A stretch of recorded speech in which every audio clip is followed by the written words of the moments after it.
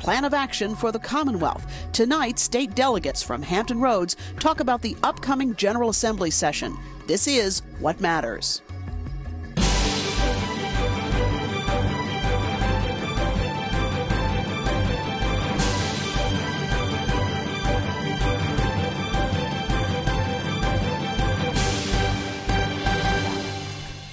Good evening, I'm Cathy Lewis. The 2011 session of the General Assembly doesn't convene until January 12th, but lawmakers are already hearing from citizens and organizations with wish lists for the new year.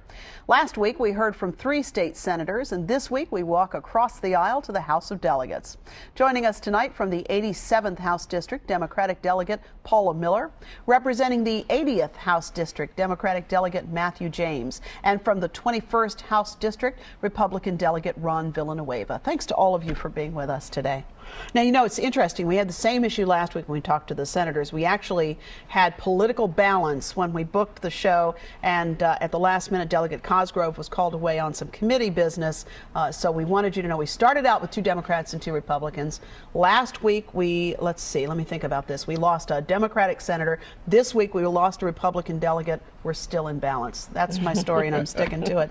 Glad to have all of you with us tonight. This December is a busy time of year for you all, isn't it? Even though the session doesn't really start till January. Life gets in the way, and legislation gets kicking in. So I mean, are you hearing from constituents and groups and organizations? Oh yeah, I've made it a goal of mine is to reach out as much. We've been to virtually every civic league within my district that responded back to some surveys that we sent out, and we're constantly being called on, not only on the phone but in grocery stores, on the street. Oh, People are I very imagine interested. there's no downtime. Now, what are they talking about? What are they caring about this time around? They're talking about all sorts of issues: transportation, budget cuts. A lot of people are concerned about how it's going to impact public education, public radio, those types of things. It's across the gamut. Yeah. A lot of interest. How about you, Delegate Miller? What are you hearing? Of course, transportation. I'm closest to the Hampton Roads Bridge Tunnel, so it's always a big issue.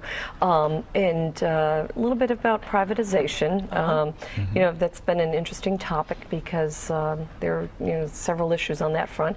But you know, we can't ignore the fact that transportation remains front and center of the debate. And then, of course, what's going to happen with the new legislative boundaries. Yeah, redistricting taking place next spring. Delegate Villanueva, what are you hearing from folks in your constituency? Well, every day my schedule's been booked as well. You know, we're hearing immigration issues. Really? We're hearing Protect Medicaid. You know, a lot of funding was cut last year, and folks and organizations are working to protect their budgets again this year. Yeah. It's not going to be any different from what we saw last session. What are you hearing about immigration? I'm curious about that. Well, I mean, with Arizona, everything that you saw there, there's a movement in Northern Virginia where there's a lot of a heavy dose of illegal immigration, and folks are thinking Virginia is, you know, not in tune with immigration laws, but in effect we have some sound immigration laws, and a lot of localities are implementing a lot of things, but there's always room for improvement. But obviously there's better partnership that needs to be needed with the federal government. So yeah, Northern Virginia, I think, is it Prince William County has some of the most really aggressive anti-immigration laws in the, I should say, immigration laws in the country, regulating some of those issues. Well, I think all of you at one point or another have mentioned transportation, so let's just go there really quickly. The Hampton Roads Transportation Planning Organization has received the results of the computer process of the prioritizing, and then they've talked about it as well. And the result seems to be Midtown Tunnel #1, no big surprise there. But I think a lot of folks were surprised that the Hampton Roads Bridge Tunnel came in second in the computer modeling, based on the fact that there was a funding potential attached to it. Absolutely. And that will affect your district, won't it? They're within, I think those 2 projects are within 9 points, which is a pretty close margin there. And I'm sure they'll probably start questioning the numbers or taking a closer look at the numbers to see if it really is that close. But yeah, it was a surprise that it came out on top, because I still think the third crossing is the answer for Hampton Roads. I mean, we've got to get the truck traffic out of the ports and send it, in my opinion, through the a third crossing and over to the peninsula that way, because we don't get that much congestion relief by doing something at the Hampton. And there is some thought as well that because the economic impact statements for the third crossing, that's sort of one leg up, that project may in the end be the one that survives the day anyway, depending on how you calculate all of that. But still there's the issue of how to pay for it, and it doesn't look like the second budget year cycle is going to have any greater news in that regard in terms of how to pay for it. Yeah, I think that's going to be the real solution to transportation. We're going to have to find a reliable, consistent fund to fund transportation. If we don't, I think we're going to fall short, and we're not going to be able to come up with what I think we need is a comprehensive transportation system that is able to sustain itself, perpetuate, and just using not only roads but light rail, bus service and everything. If we don't, I think that's going to really hurt us long-term in economic development. We're already seeing companies looking now, if you can't get your product in and out of the port loses its value to that company. And you would know that because you worked in economic development for quite a number of years. I guess that I should let you know that last week your colleagues in the Senate were pretty clear that they've tried to do what they could do in terms of developing funding sources. They've come up with a number of them over the years. They send them across the aisle, and the House of Delegates, only 3 of which are represented here, by the way. This is not the whole thing. But when it gets to the House of Delegates, those funding bills die, and they're saying it's on them. How do you respond to that? Well, they're right. The Senate has indicated they are willing to do something. I have polled my district. My district says it wants a gas tax, and they're willing to, support a gas tax to fund transportation. People understand that roads aren't free. But what's going to bother them is when they find out if a toll goes on one tunnel, it's going on everything. Now, of course, the Midtown Tunnel being the priority project, right? And right now the concern is just, how low they can get that fee at the Midtown Tunnel. But once you put a toll on the Hampton Roads Bridge Tunnel, it's going to happen at the James River Bridge, and it's going to go to the Monitor Merrimack, and everything's going to be tolled. So, but your constituents are saying gas tax. My constituents are saying gas tax, the majority that I polled. Interesting. How about you? Well, having come from local government now to state government, we see and all of us agree there needs to be a dedicated transportation source. But before you do that and you go back to the public, you need to make sure the mechanisms and the organizations that operate our transportation maintenance dollars and operation dollars are running efficiently. Now you're talking about VDOT. Right, and we found out this past summer that close to $1 billion of unused money was found. And how can you honestly go back to the public and say, hey, we're going to raise this and toll that before not using the resources that we have here? So then what's the solution? Well, I see it's a comprehensive approach. We're seeing higher speed rail. You're seeing efforts on both sides of the house to understand the economic development model. We're working with our federal government team more. We're doing innovative things out of the box, these public-private partnerships. You got interested folks that are wanting to expand different road projects that are on the priority list.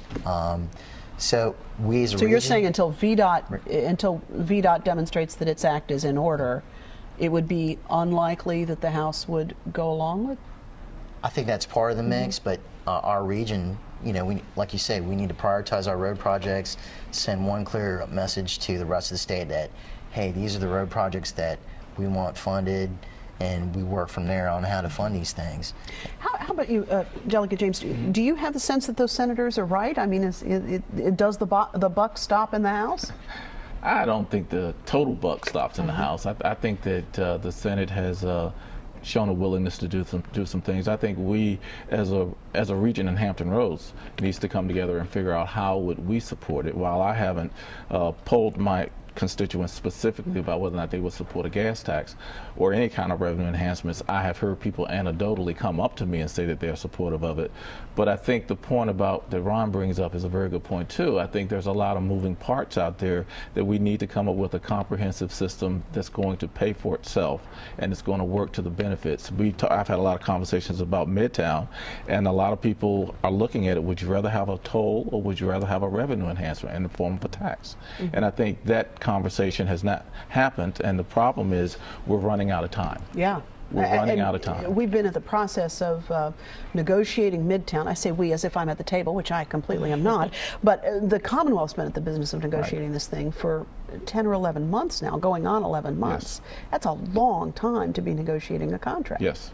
So what do you think is going on? Do you think it's just the difference between the companies saying it'll take $2 to $3 one way and the localities saying that really needs to be down around $1.50 for that to be feasible? Well, at the Midtown Tunnel, I know we're waiting to see if we can get any assistance from the feds to help buy down the toll. Some of the TIFA money, we've learned in the first round wasn't there. So I think we're still looking to see if there's any other federal revenue source to help us get there, or even perhaps any state monies, but now it's at about $2.17. Hampton Roads Bridge Tunnel, they proposed that at $4 to $6. Route 460 at $11. These numbers start to add up. Mm-hmm. Yeah, and I think this came up at the last legislative update that VDOT gave. Mayor Frame stood up and said, part of the concern that Ron mentioned is there's an apparent lack of transparency in the sense that the number for the tolls haven't necessarily changed over 2 years, and what is really happening in the negotiations. And before we're asked to put some money back in, we should understand the full contract, the full relationship before we actually vote on that. And I think so people wonder what's happening in the negotiations. Does that concern you that it's taken this long? Absolutely, because it shouldn't take that long. As a business person, once you start to look at the cost, you modify it, you come up with a model, you find out what the price leakages, what the volume leakages are going to be, how many cars. It shouldn't take that that amount of time. And plus, the longer it takes, the more your costs are going to rise in this environment. So that's what I think is so interesting. We're talking about, will it be the HRBT, will it be the third crossing and the second position? We're not anywhere close to getting the first one done. Exactly. I know you do need to have that to demonstrate to the rest of the Commonwealth that we get it. We've got to sort of get in line like everybody else. Right. But we're not really close to getting that first one done, which is... I think you're seeing some interesting dynamics that are on the side, regardless of what the funding is going to be. You're seeing more unification from our delegation. We all know we need to do something, but the localities are actually stepping up too and saying, hey, let's prioritize this. I know I haven't seen the model of prioritization, but I can bet that the Southeastern Expressway, that's very important to Virginia Beach, is probably ranked on the very bottom of that list. I don't think it's going to be next year. Right. I don't think so. Ron raises a good point. Since I came to the House of Delegates, I've noticed among our local delegation that we have moved closer together on this, especially on this transportation issue. There was a time where people had their lines in the sand and it didn't appear that they were budging, but I think everybody senses the urgency, and we're not quite there, but I know in our transportation or in our local delegation meeting for Hampton Roads that we are much more closely aligned, and my hope is that we just get there. Do you have the sense that the delegates in the rest of the Commonwealth are observing that? I know one of the criticisms has often been that it appears as if the Hampton Roads delegation is not on the same page. So their thinking is, look, we'll get our projects done. When y'all figure out what you want to do, come on back and talk to us about it. Do you have the sense that that message is getting through to the rest of the Commonwealth? I think they realize that we're on the same page. I know I came back from Northern Virginia this weekend, had been up in the Maryland area, come through 495, and you look around, you see construction. Northern Virginia, wow. Why isn't this happening in Hampton Roads? And 2013, they're going to have 4 new hot lanes with congestion pricing. And Paula brings up a great example of why Northern Virginia seems to have a lot of the road projects that are shovel ready. It's because their delegation was united, along with the localities, and they prioritized, and they had a lot of the mechanisms in place to capture those dollars.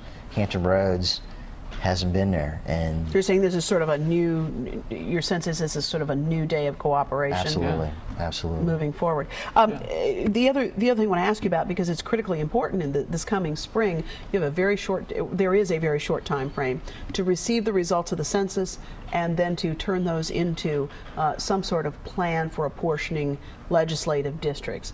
The concern is if you have too few in a district or too many in another, maybe you lose a district here and there. I want to ask each of you, do you have the sense that we may lose a district in Hampton Roads? I've seen some of the census numbers, and while we haven't had the boom growth up like Northern Virginia has, Hampton Roads has certainly grown tremendously, and I think I would hope folks come back and be represented, and that whole redistricting effort's going to be discussed through and throughout the session. Yeah, and your party will be leading the way on it. Yes, we will. Yeah. So if these folks lose their seats, then you have to take them out to dinner or something. Something's got to happen there. One of the things the senators also noted, and it was interesting because all three of them said they absolutely supported the concept of a bipartisan approach to redistricting, this bipartisan commission that's been passed, I think, for 3 years now in the Senate, comes over to the House, gets buzzsawed in a subcommittee. I wonder where each of you is on that issue. I mean, is that a bill you'd like to see come to the floor? Absolutely. I mean, we're frustrated that it hasn't gotten to the floor for a vote. If we could get it to the floor, I think we could get it out of the House. The problem is, personally, I don't think it's, deliberately not getting to the floor for a vote, now, which is very frustrating. If your party were in the majority, would you say the same? I mean, would you say the same thing? I would like to think that our party would do that. I mean, that's always the question, yes, right? I mean, of course. I mean, the end result is that we want to make sure that Hampton Roads, our districts are protected, and it's done in a fair and balanced manner. And no matter what bill comes out, the result has to meet the Department of Justice guidelines, and everything that we do as a body has to reflect that. So I think in the end you're going to see a good product. Who knows, maybe I might be redistricted out.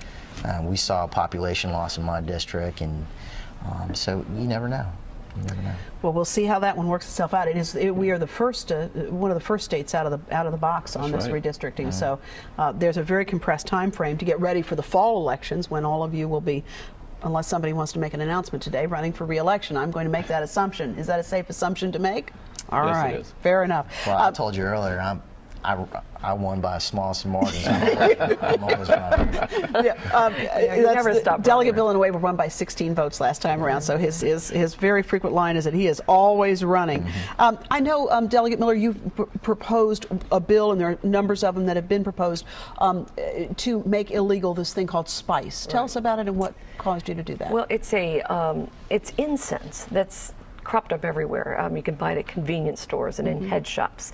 And the military has put its personnel off limits to many of these establishments that are selling it. It's a synthetic marijuana. It's incense laced with this synthetic product that gives you a marijuana type high, they say. But I've heard from constituents and parents who have thanked me profusely for introducing this legislation. The one woman told the story about her son. He would be putting his fist through the wall, just acting crazy, bouncing off the wall after having smoked this synthetic marijuana. So what my bill does is seek to take these compounds from this product and put them on our controlled substance list, and basically ban. It's called Spice. K2 has many different names. And it was interesting because this is in tinfoil packets, right? I mean, you can.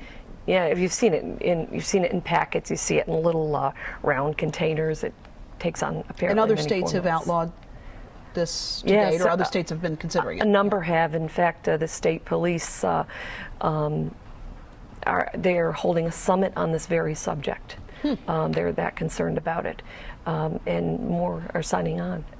I just think it's something that we need to really address. One of the other, and that one won't have probably a financial implication, but one of the things we know is that in any year, particularly one like we've been through, the budget is, of course, a significant consideration.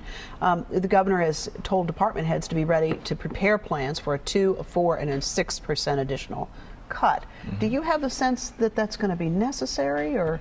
Because it seemed like we were getting extra money in the last, it was the discovery of additional money in the last session, but still the plan for a 2%, 4%, and 6% cut. Well, I'm going to take the old belief that, you know, when you're entering into a budget season, you plan for the worst and hope for the best. I think those scenarios will help the infrastructure lower their costs, so that if we have to do that, we're prepared. But with the economy, I think we're sort of doing better. Better now. You look at some of the things that are coming back. I fully believe that, you know, our best solution to the current economic conditions is to grow our way out and retrain our employees for new opportunities. And I think we're going to do that. So I'm cautiously optimistic that the revenues, similar to last year, with some federal help, will tend to be up, and we won't have to cut as drastically. But I think it's going to be a tough session when we look at budgets, because some budgets will have to be cut. So as you think about the priorities coming up, are there particular initiatives that you want to be sure that that get passed this time around? I think you're going to see a lot of the same thing that we all agree on: job creation, making sure government's running more efficiently. Matthew brought up a great point. We're still not out of the clear. You know, our economy's still on some wobbly legs, so you're going to see some more of the same. But for the most part, we definitely have to work, you know, to protect and make sure Virginia resources are expanded on. I'm anxious to see some of the governor's reforms, proposed reforms from the commission, which I think Matthew is sitting on. And because there are some, I mean, he raises a good point. Do we need several potato boards? You know, it just makes sense. What are some other ideas that are coming out of that are particularly interesting? I think out of the, I was appointed by the governor to the Economic Development Job Creation Commission. A lot of those things that came out, they looked at evaluating such things as whether or not the B-poll tax is actually fair to small businesses. Can we revise that? But one of the things that I was very encouraged about that would impact my constituency are some of the programs to allow urban areas to leverage on developments like funds to rehab demolished buildings or vacant buildings, going into older downtown structures and being able to fix those, having retraining programs targeted to those folks in high unemployment areas. I think those are the types of investments that we can make, not only in rural areas but urban areas, to help them grow and expand in today's economy. Well, I wish you tremendous success in a tough job, and maybe sometime during the session, for those of you who haven't been to the State Capitol building, there's a room down in the basement where the delegates and senators go to be interviewed by local television stations. So maybe we'll meet you in that room at some point during the session and get an update. That's where the good coffee is. That's where the good coffee is. I like it. Thanks to all of you for being with us tonight. I really appreciate it. Best of success in the session. I'll be back in a moment with a final thought.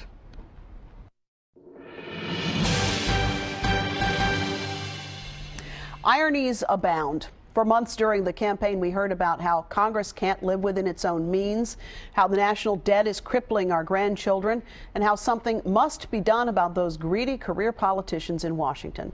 So a few weeks back, two of those career politicians, the bipartisan co-chairs of the President's Debt Commission, announced a few of the ideas they've been looking at. Not enacting, not compelling, just looking at. Oh, what a difference a few weeks make. Because instead of considering, debating, or testing the ideas, howls of protest came instantly from both sides of the aisle. That's because the co-chairs had the temerity, as former Senator Alan Simpson put it, to harpoon every whale in the ocean. They dared to suggest that we might want to raise the retirement age to 68, over 35 years. They had the audacity to ask that we consider whether we can afford to continue two wars that have already cost us $1 trillion. And they irreverently put on the table the nearly sacred home mortgage deduction, about 70% of which goes to the top 20% of taxpayers. The co-chairs were clear that this was their thinking alone and that any proposals must be approved by 2/3 of the members of that bipartisan commission. But in discussing the ideas this weekend, a network interview host asked smugly whether these proposals weren't just an intellectual exercise, since they probably wouldn't get the full commission's approval. Well, there are at least two problems with this question. First, and perhaps most frightening, is that the term intellectual exercise is used here as an indictment and not as a rigorous standard we might want to apply to most ideas. And second, the implication is that unless you can get agreement, you shouldn't even have the conversation. Just because an idea isn't politically palatable doesn't invalidate it or mean we shouldn't talk about it. And if the recent political season is any indicator, we'll leave a lot of promising ideas on the table if we only consider those that pass political muster. But we're the ones who have to insist that every idea make it to the table. And then when our elected officials dare to have a conversation with us about big ideas to solve big problems, we have to bring our adult selves to the table and be willing to engage in those conversations thoughtfully and responsibly, because the stakes are just too high for all of us to be protected from the unpleasant truth. You can watch any of our programs again simply by logging onto our website at whatmatters.tv. While you're there, let us know what you're thinking. You can also sign up for our newsletter, and we'll be happy to let you know what we have in store for you in the weeks to come here on What Matters. For more local talk, I hope you will tune in every weekday noon to 1, or as many as you can, on 89.5 WHRV. That's where you can listen in live at noon, and we might even take your call as well. Thanks again for watching. I'm Cathy Lewis. We'll see you next week for another look at What Matters.